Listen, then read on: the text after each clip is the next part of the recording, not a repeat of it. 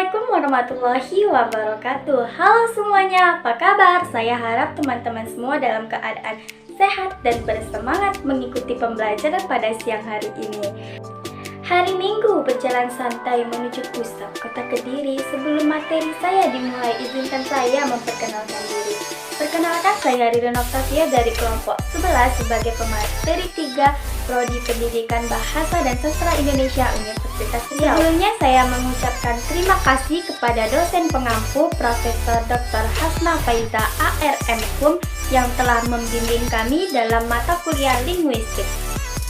Pada video pembelajaran kali ini, saya akan menjelaskan tentang ruang lingkup psikolinguistik.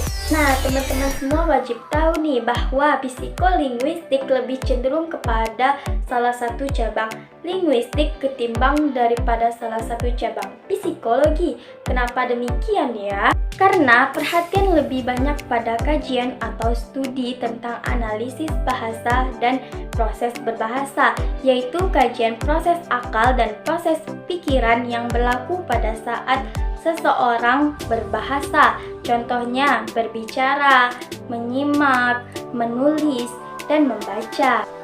Dan bagaimana memahami kalimat-kalimat yang dijumpai pada saat berkomunikasi.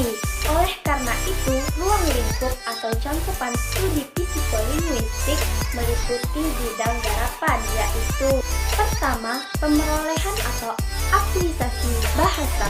Yang kedua, hubungan antar bahasa dengan otak. Yang ketiga, pengaruh pemerolehan dan penguasaan bahasa terhadap kecerdasan dan cara berpikir.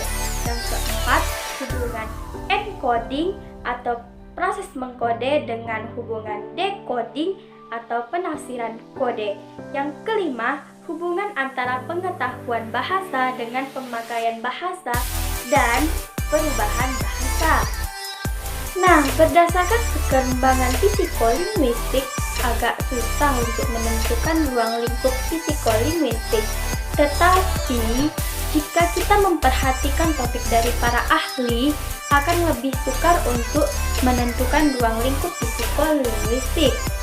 Dengan cara mencoba menganalisis aspek linguistik dan objek psikologi dan titik berat kajian psikolinguistik.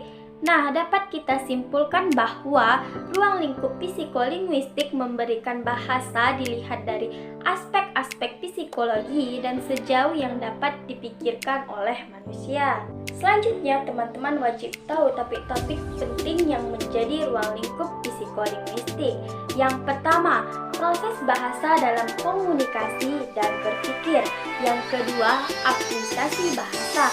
Yang ketiga, pola tingkah laku berbahasa. Yang keempat, asosiasi verbal dan persoalan makna. Yang kelima, proses bahasa pada orang yang abnormal, contohnya kepada orang yang sulit.